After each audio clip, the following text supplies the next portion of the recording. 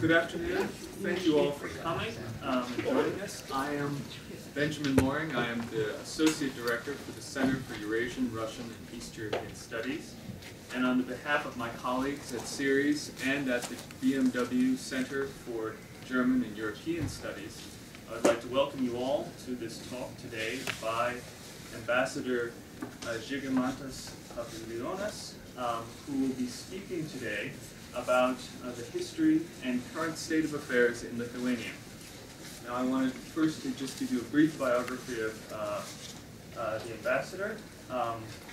He joined the Ministry of Foreign Affairs in 1993, where he was instrumental in achieving Lithuanian accession into NATO and the European Union.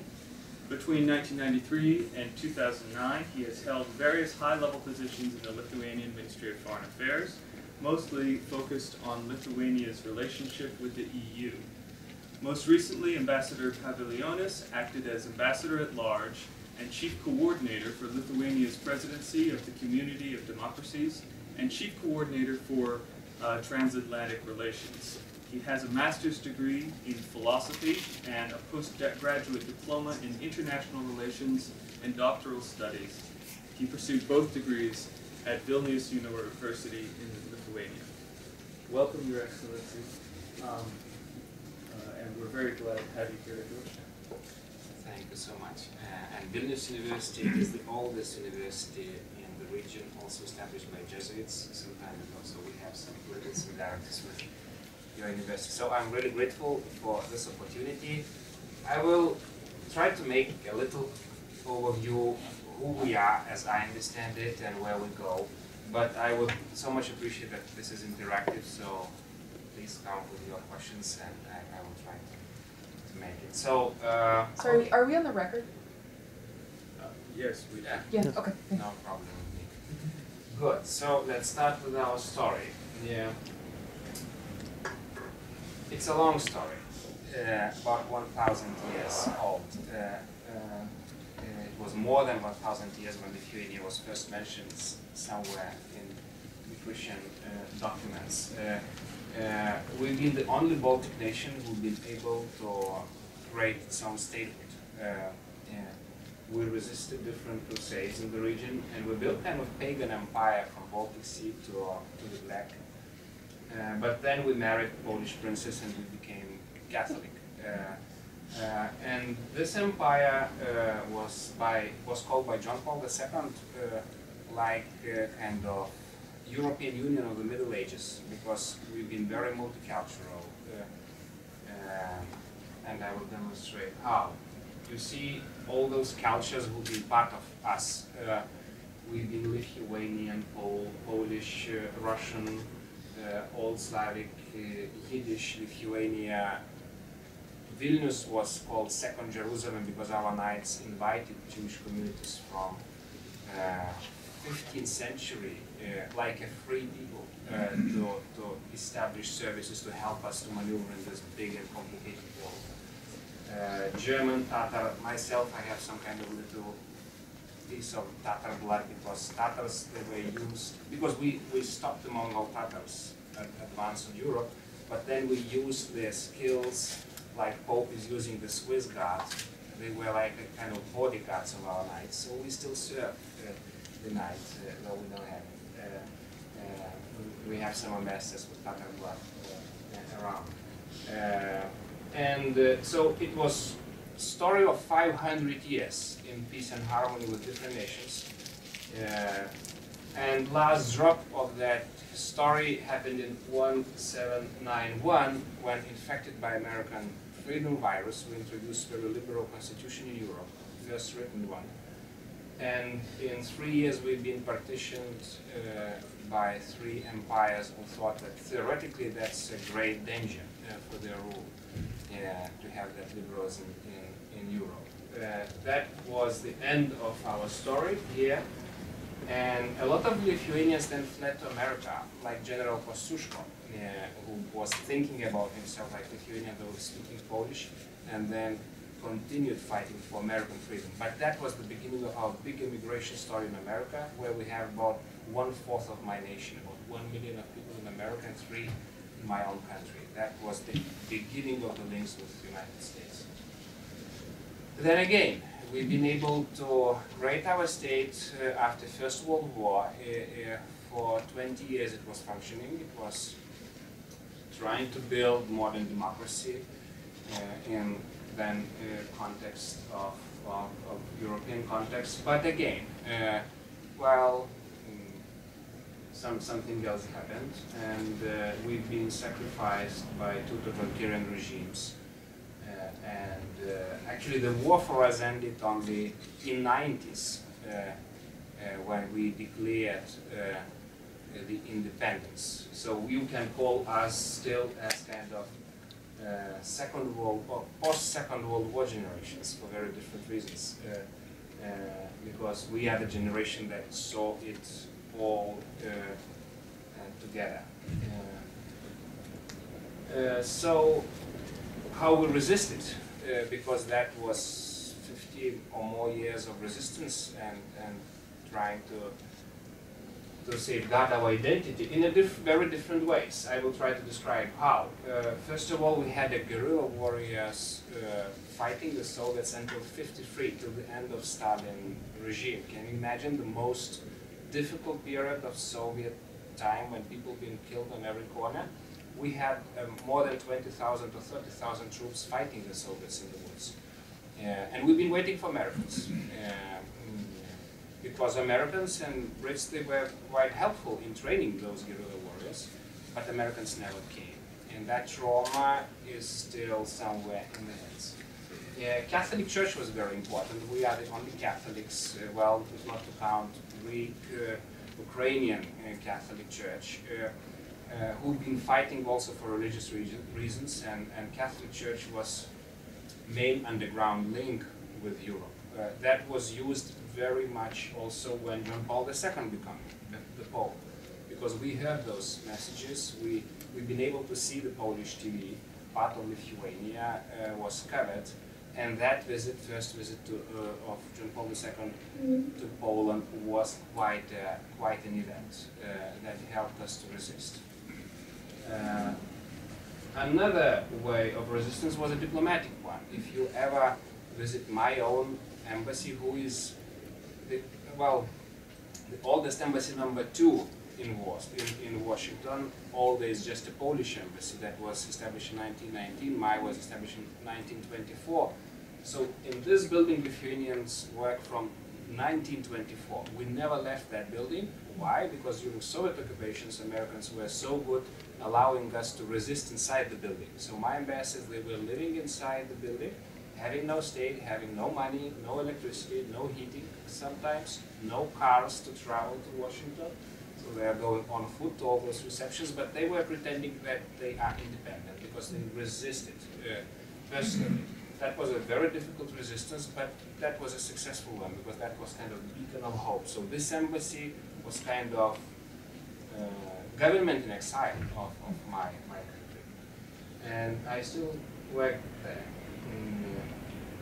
Third line of defense, they were Lithuanian Americans. You see Reagan in Lithuanian region, in Market Park in Chicago, where Lithuanians were living together. So around with Lithuanians, and Reagan is keeping I love Lithuanians. With Reagan, we had kind of awakening, and I would say, if not our immigrants, I don't think that even the Baltic states would have the story successfully concluded, because no Latvians, no Estonians, they never had such a powerful immigration as we had. And Lithuanians, together with Poles, hand in hand, they were demarching the Washington elite on every possible occasion. Gorbachev is coming to Moscow, to Washington. Hello, you have thousands of Lithuanians with flags around. And that was making the American administration, of course, nervous. And you know, how long can you resist it? So that was a big pressure group that we had, and we've been very much using it.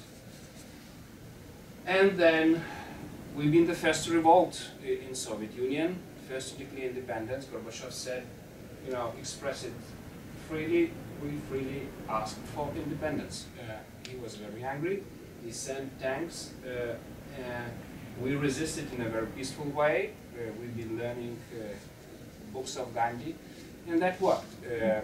Like one journalist, American journalist, was describing, I think you've been also in that event, when we had 20th anniversary of January 13 events, he said, finally, your victory, America, was a moral victory, because when you had all those people standing in front of Russian tanks in the parliament with sandbags,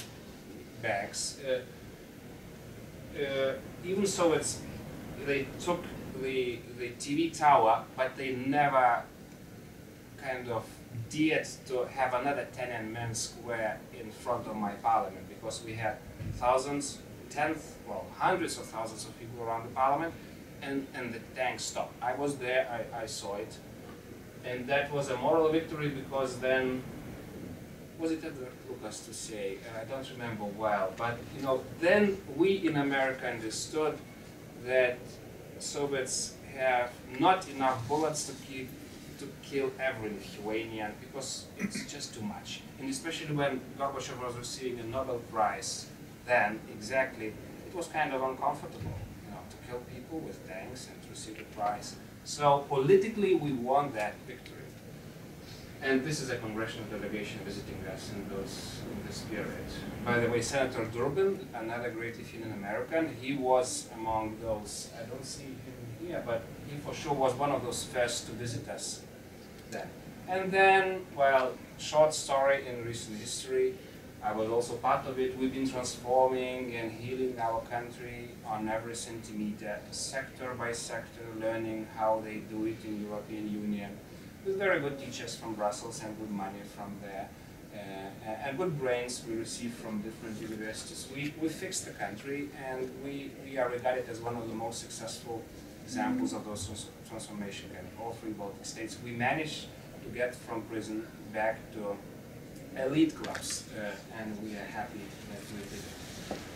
How we did it and what we learned after all those transformations, that, you know, whatever is happening, you have to keep your identity and culture strong, because finally this is what wins. You know, when Reagan was watching the first visit of John Paul II to Poland, he started crying, and he understood, that's from his diaries, that this is exactly how he can fight the Soviets with a soul. Because what can you do against it? You know, you can imprison the people, but if you are strong inside, you can do nothing. And finally, you can win, even after hundreds or tens or decades. So, in America, we have strong Lithuanian community, we have a lot of Lithuanian schools, we have 100 Catholic churches. Well, not all of them are functioning today. We have basketball, another kind of little link with Americans. We received another virus from Chicago. In basketball, we've been strong even between two world wars. And basketball was another link to win American hearts with Grateful Dead. Maybe you know those stories. The Grateful Dead was sponsoring our first Olympic team, and we've been winning bronze. We've been fighting the dream team of America, and we've been called another dream team. So another way to keep your identity strong, even if you are very poor and you have difficult conditions. Another lesson that we learned from that period, you have to fight for hearts and minds every day. We still live in the region where we brainwashed every day. We have powerful neighbors, we have powerful instruments. We try to work hard with our hearts and souls through information, including. You see that strange building there? That's called the Moscow House in Lithuania, who will be very actively working with our hearts and souls. And they have a lot of other instruments who perfectly function in Washington as well, as you very much know. So you have to be careful with those, and that's why American journalists and American voices, they have to be heard in the world, because, you know, it's important. It's important what is going on, and it's not so positive what is going on right now in my region, as you very much know. Well, education and education, first of all. Here is yesterday I found two photos of my wonderful university. This is Jesuit University from Vilnius. It's, by the way, the symbol of Lithuanian European Union. And when we will start our presidency next year, we will start it in this courtyard. Actually, it will be here, the big ceremony of opening of our presidency. So we invest in our brains because we have nothing else, no natural resources included. And we are quite good in that. Universities education about 40% of population, when average in EU is about 20. We speak a lot of languages. We try to learn our life. We try to establish links, and actually I'm trying to establish some links to this wonderful university as well, for this old Jesuit university, so we will be working hard in that direction.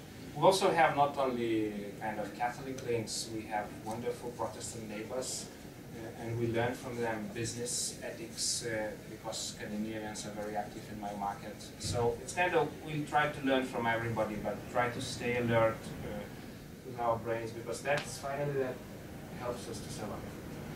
And we try to invest into innovations, especially after the last financial and economic crisis. Before the crisis, we've been growing by 10% GDP each year.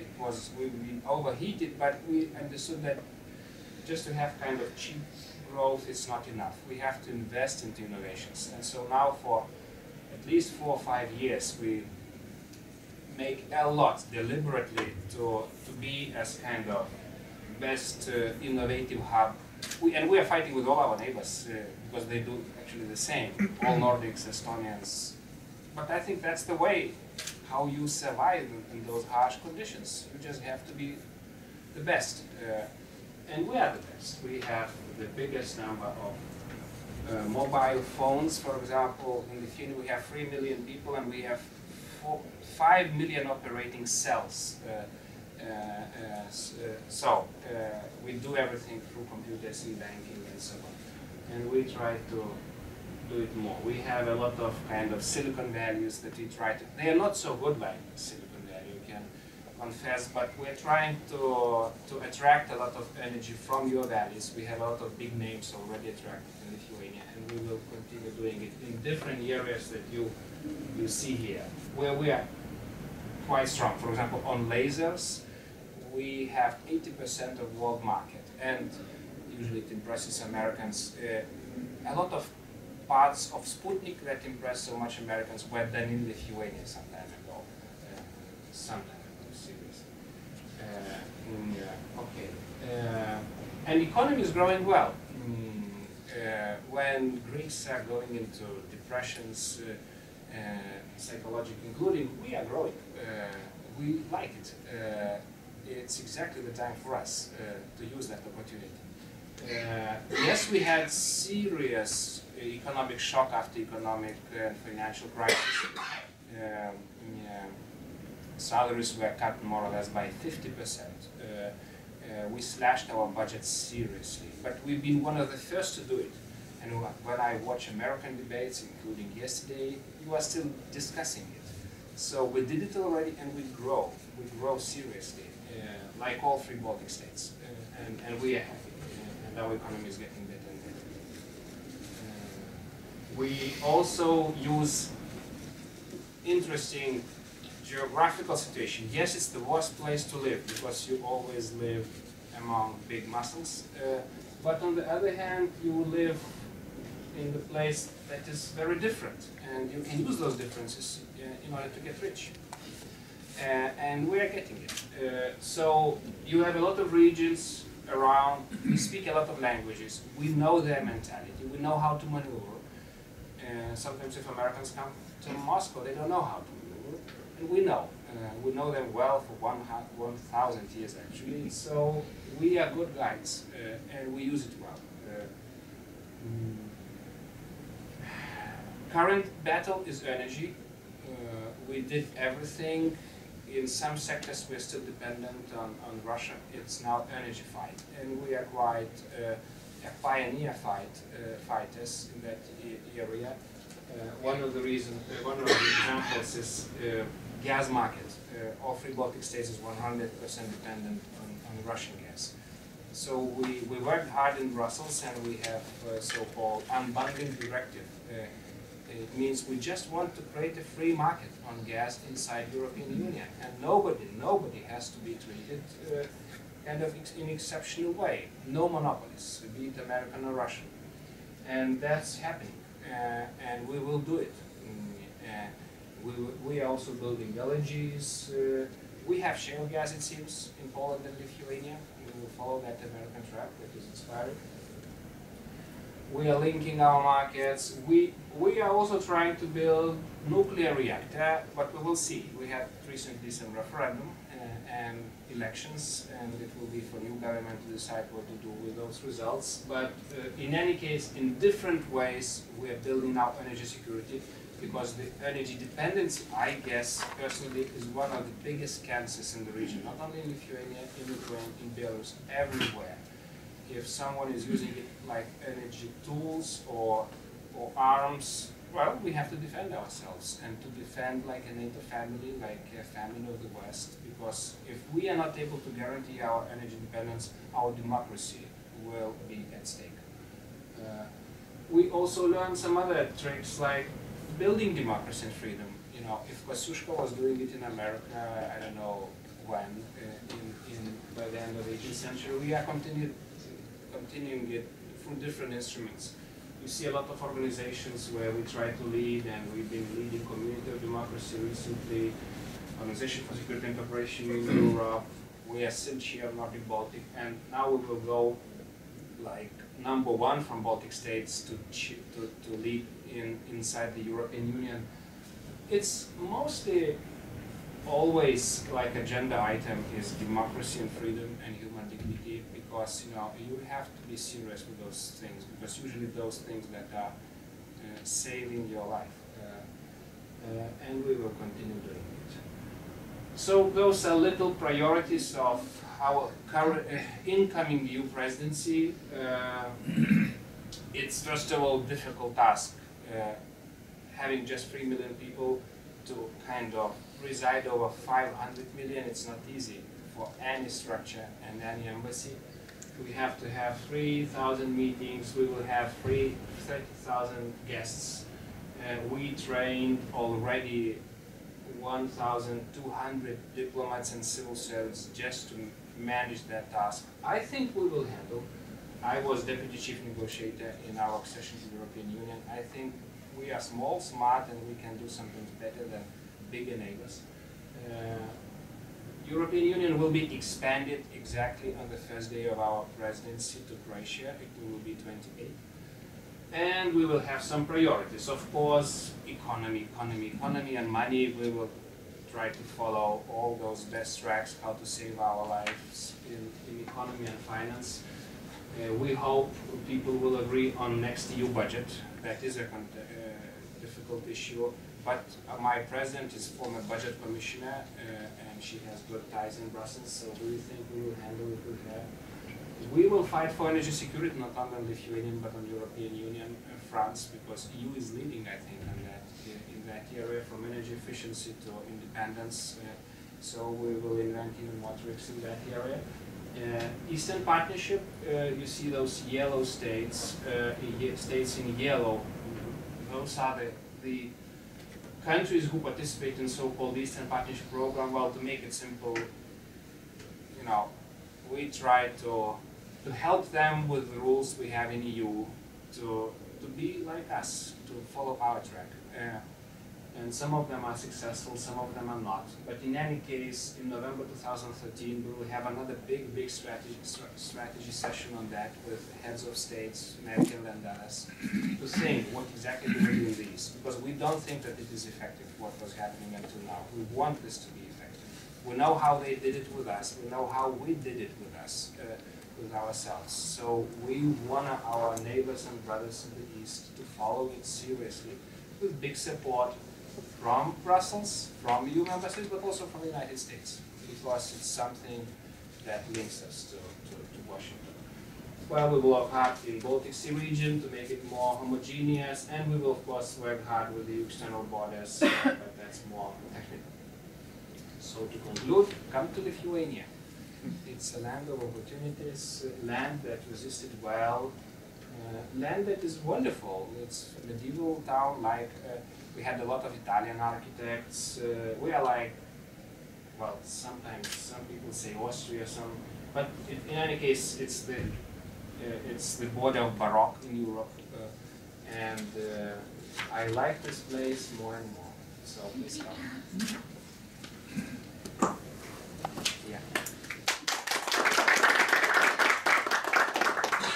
And now we have a few minutes, and the ambassador would like to take some questions. I have two separate questions, brief ones. Yes. One, you talk about the fact that 90% of Lithuanians speak a second language. I wonder if you could tell me what are the most commonly spoken languages. The second question relates back to Lithuanian history. You talk about the partition of Lithuania in 1791.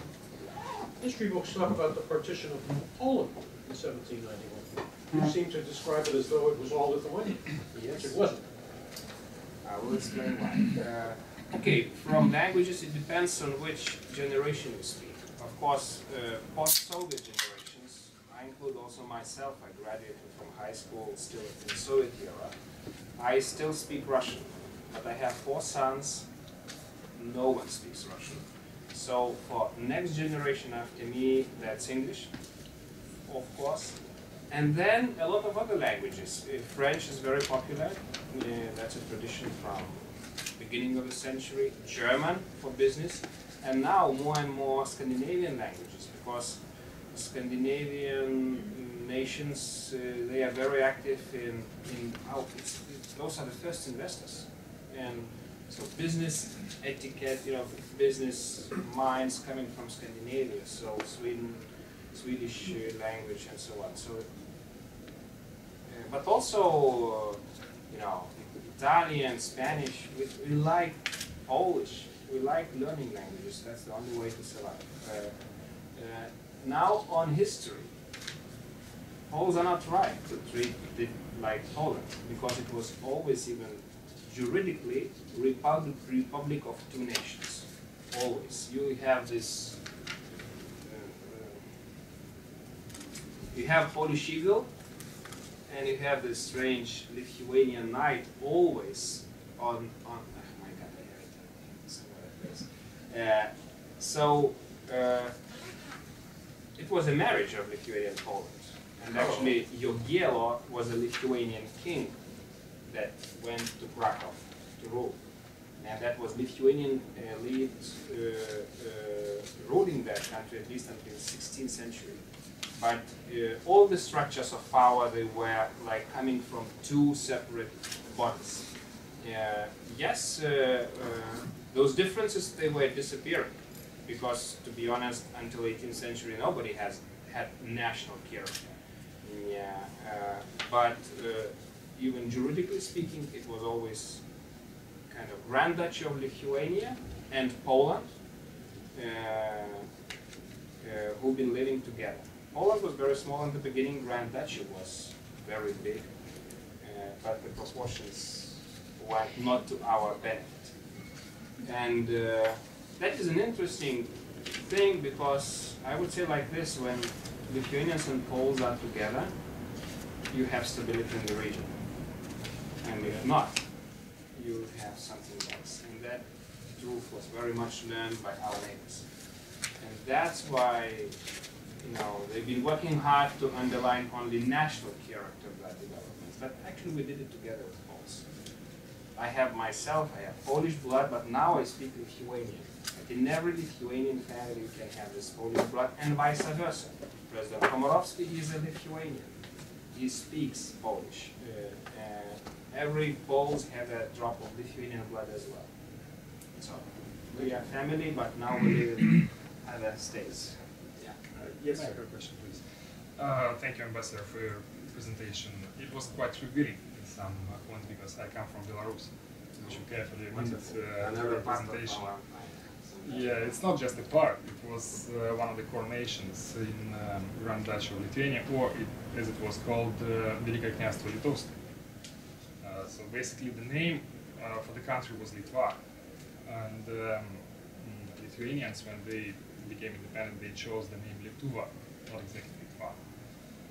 So that's a very important difference between these two terms. And I agree that Rzeczpospolita was confederation of two states, Poland and and Litva, and Belarus was the key nation. It handled the whole territory of, like most of territory of Великое княжество Литовское, Grand Duchy of Lithuania, what it's called now. Also include Ukraine and Žemaitija, which later became Lithuania. So I wanted to make this little clarification to this story. I think Belarus deserves a better part of history of that period. Well, I would say, you know, it's example how nations are trying to privatize history. And this is very natural. You know, everyone does it.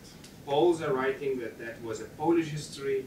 Lithuanians are trying to say that this is a Lithuanian history. I'm actually glad that Belarusians now try to say that this is their history. I also noticed the same in Ukraine. They do not say it like this, but you know, they say that part of the history, actually the best part of the history was when we've been together. I would say the truth is, it was ours. It was our nobility building it. You know, the concept of national identity is coming from when? From 18th century only. It's another concept that we are now trying to look to that region through the eyes of maybe even 19th century national romantics, who've been, you know, who created a lot of consequences, the negative one included. And I think that's the problem in the region, that we try to look sometimes only through that national perspective, not seeing that commonality that was the essence of that common empire. And personally, I'm very glad that this Grand Duchy tract is now growing in Belarus, because that's the tract that is now uniting us, and that may be the only possible identity tract that Belarusians have, if not to fall to that tract that is now developing the country. So I personally like it very much. This is something that unites us, but to be honest and fair, we have to stop nationalizing it too much. I agree with you. I just had a quick comment. I'm the proud aunt of 2 Lithuanian Americans who spend their summers in Alytus. And I work at the Eurasia Foundation. I just wanted to say how grateful we are that you and your government have been so supportive of European Humanities University. Oh, thank you. Yes, that was another little fight that we had, but we're very happy that this university is flourishing. The only free Belarusian university that they have in Belarus. Yes, sir. I was just curious, you said throughout the Soviet times the Catholic Church served as Lithuania's link to the West. I was just curious if Lithuanians were allowed to practice Catholicism openly throughout the Soviet occupation, like was the case in Poland, or if the Soviet Union tried to undermine that somehow. Well, they didn't dare to close the church. They allowed formally to function, but they created a lot of obstacles, and hierarchy, priests, believers, they were harassed on every second. So in my school, I remember teachers of ideology was coming and saying, if you want to have career, don't even dare to go to Catholic church or some kind of. But they were, you know, KGB was doing it on every second. But church was resisting, and priests, there was kind of group that was sent to Siberia kind of most often. But they resisted. And for example, underground press was functioning with Catholic Church assistance. When Americans and Russians agreed on Helsinki process, they said, you know, kind of, you know, human rights are important. So Church was very wise. We started to print books called Chronicle of Catholic Church. We were just documenting violations of freedom to express your belief on every corner on Lithuania. And we had numerous, from killings to anything. And we've been, just without any comment, we've been sending it to the West through Catholic Church network. And that revealed the real picture of that nice human rights situation in Soviet Union. And that, touched the nerves in big Catholic world, and that helped. That was another network to bring that truth that John Paul II knew very well.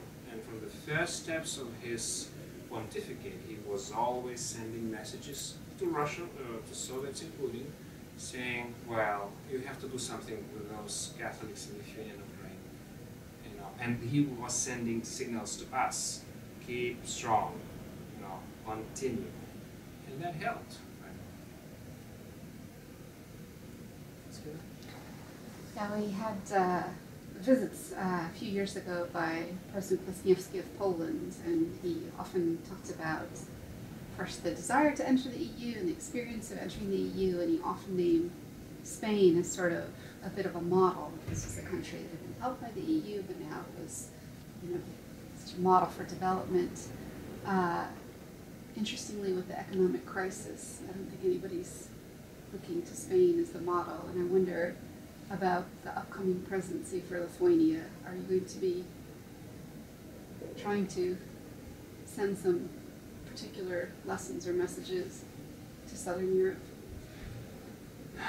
Well, it's strange. Yes, Spain was a model in the first decade, I would say, and it's a miracle what the EU does with the nation state. Not only it consolidates your democracy, because we have also some other problems in Spain, but also it helps hugely your economy.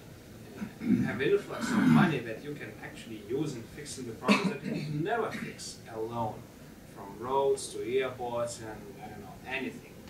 But then when exactly what happened with us, when we received that huge sum of money from somewhere, we were starting to spend it in big amounts in very different directions. That's where economy overheated, where the budget deficit was up. Exactly what is happening right now in some other countries. Then we've been very happy to hit seriously by economic crisis, because then we immediately made those lessons. And now that is really surprising that there is no more talk about East and West. In the EU, it's talk about Nordic and Southern flanks that we also don't like. We like the homogeneous picture of it. But mentality-wise, it's exactly like this. We are more British and American in our economy, if you want. We hate big taxes. We like we like budget discipline. It's kind of character emerging, and it's very difficult to find that compromise in Brussels. But I was doing the EU for 17 or 16 years. I know that we will find it. It's also the beauty that you have differences, and the beauty that you can put those differences work together. And Brussels is very good on that. They are not so ideological and political, but they are very good with nitties-gritties. They move very slow and they fix it. So I'm kind of really optimistic that we will solve all those crises, because actually the crisis that is moving this big and heterogeneous mess to do something together, because if no crisis, why should we actually do it? After Croatia, do you think Georgia or Ukraine, Georgia under Ivanishvili, has a chance in the next 10 years? Or do you not want to speculate? To be very honest, I think majority of those countries of Eastern neighborhood, they have fair chance to join, because if we did it, why not them? Georgians are Christian from 4th century.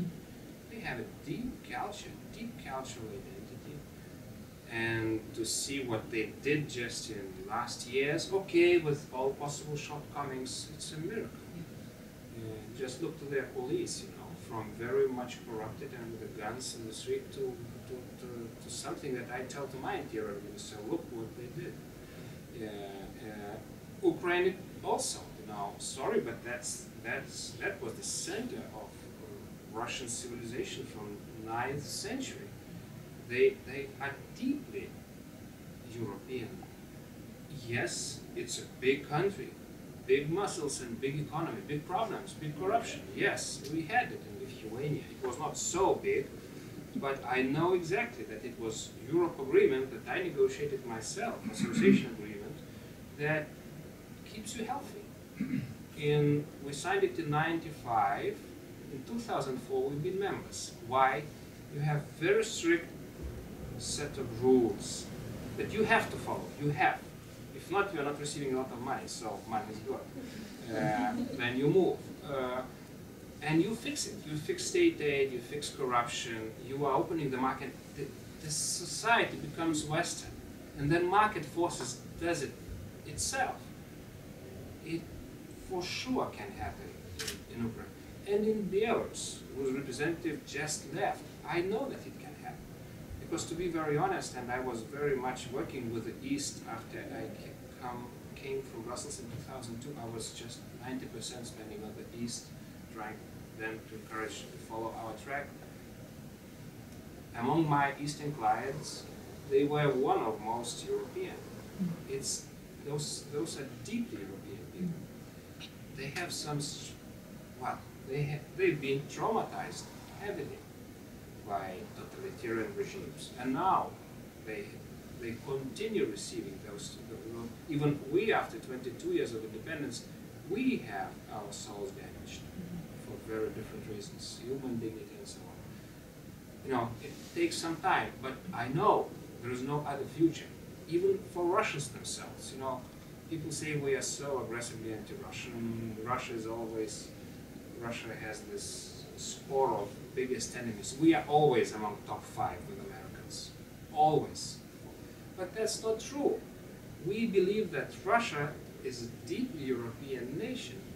We believe that they can be part of Europe, and that's the only way for them to survive in a very difficult, growing new circumstances around Russia's borders somewhere else, not in the West.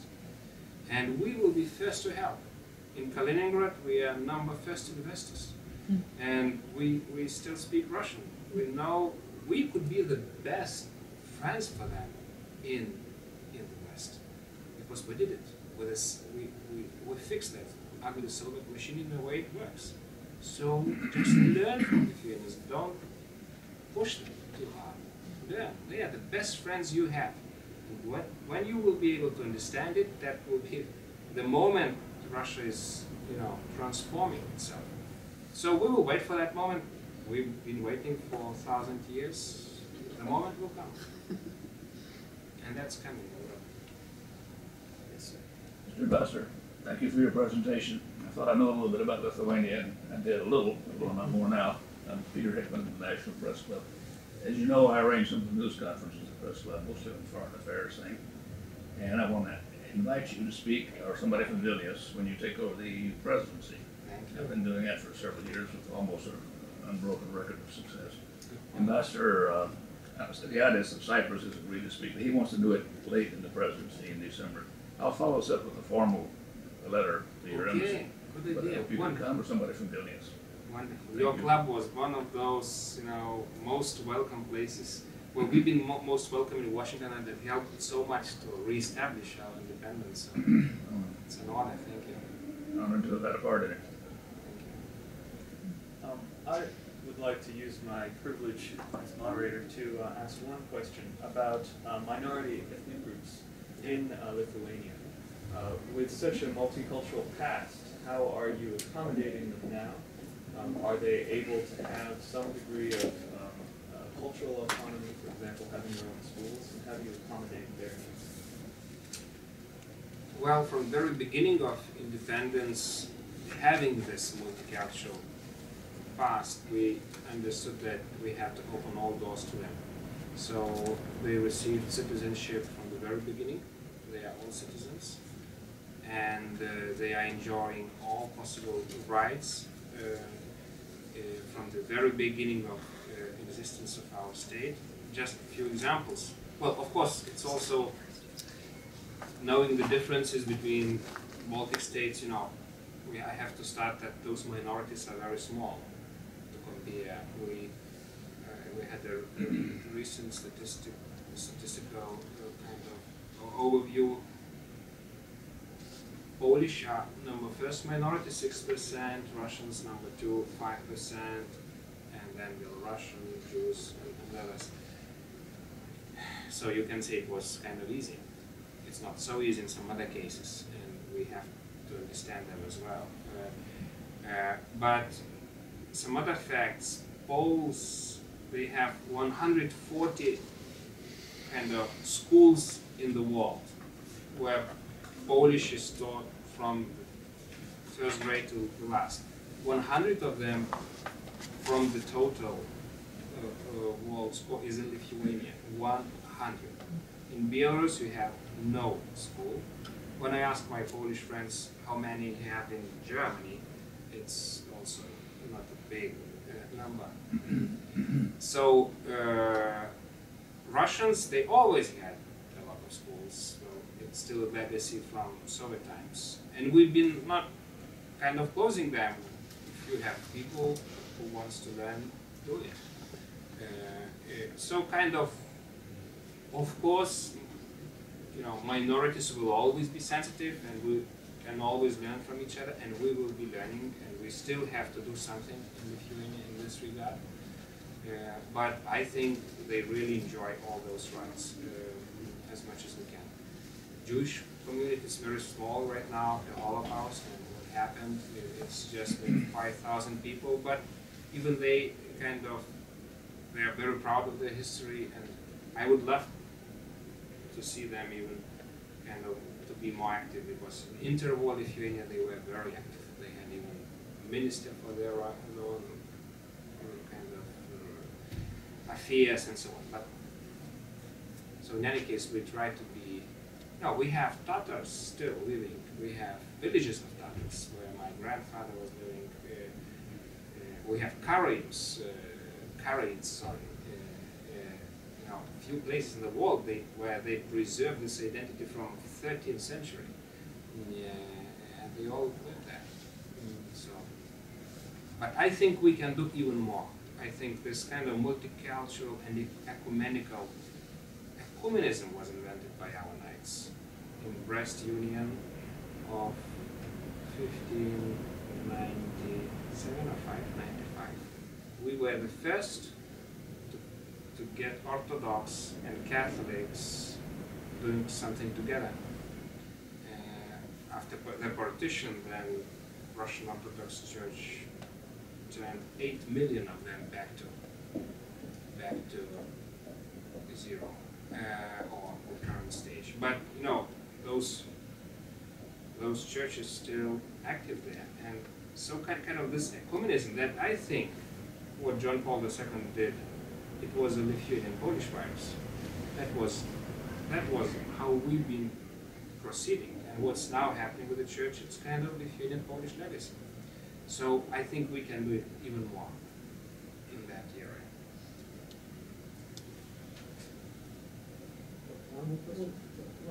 You just mentioned, earlier you talked about the vibrant cultural community, the Jewish community in Vilnius. You just mentioned the Holocaust. I just want to, have Lithuanian historians explored the subject of the Holocaust and what has been treated by a number of outside historians, the role of Lithuanians in bringing it about? Yeah. Well, that sad story was discovered just recently, because, to be honest, during Soviet occupation, the Jewish part of our story was completely deleted from our mentality. Completely. I think Soviet engineers, they were really afraid of Lithuanians and Litvaks, like we call Jewish communities from Lithuania, getting together. Because when we get together, we become really powerful. We have wonderful relations with the State of Israel and with Litvak communities here. Just to mention a few of them, Mia Bloomberg is Litvak, and so on and so on. If you come to my embassy, please come. You have an exhibition of another Litvak, Samuel Bach, who escaped Vilnius ghetto. On Monday we opened together with him an exhibition. He spent painting about this dramatic period. But his story was completely hidden. Vilnius was second Jerusalem. We had the biggest synagogue in the region in Vilnius. That was hidden, And when we got an independence and the truth revealed, first of all, that was very painful, including Lithuanians taking part in the Holocaust. So what happened, I think it's already a decade or so, we have books published about everything in Lithuanian including. We have this part of our story to be reintroduced into our schools. We have a list of those criminals who've been taking part in those atrocities. We have a list of Lithuanians who've been rescuing Jews. It's also quite impressive. But what I'm telling always to my Jewish friends, we now kind of young generation, we try to see this thing what happened not only kind of like a Jewish tragedy, where also some Lithuanians were taking part, but it's like a tragedy of our human dignity. Because totalitarian regimes were masters of destroying the human dignity, and they were exactly attacking those spiritual things, family, because that's the cornerstone of society. If you destroy human from inside, that's done. We have reports of Soviet KGB even in from 78, we recently discovered it. They were reporting to Moscow.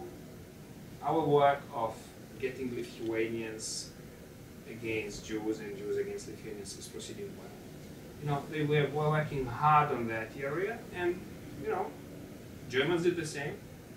Germans deliberately asked Lithuanians to do it with Jewish neighbors because they were also afraid of that powerful link that was from 13th century. Yeah. So we have a lot of wounds to heal, and we're doing it. We just recently in my parliament, without any vote in abstention or negative vote, all parties in my parliament, in the middle of economic crisis, we voted for restitution of Jewish communal property. Okay, money will never be enough to compensate it, but I looked at it like a moral step, first of all, more than political. My President and Prime Minister Brazauskas already in '94, he went to Israel to express our kind of sadness about what happened, but it's just the beginning. It may take another 20 or 30 years. We are like Germany in, 50s on that topic, but I see the bright side of it. I know that we are kind of destined to live together, together with the Jewish community. We are kind of the frontiers of the liberal world. We face similar difficulties. We keep together, and I think we will do it. Thank you, Ambassador, for a very interesting talk. Thank you so much.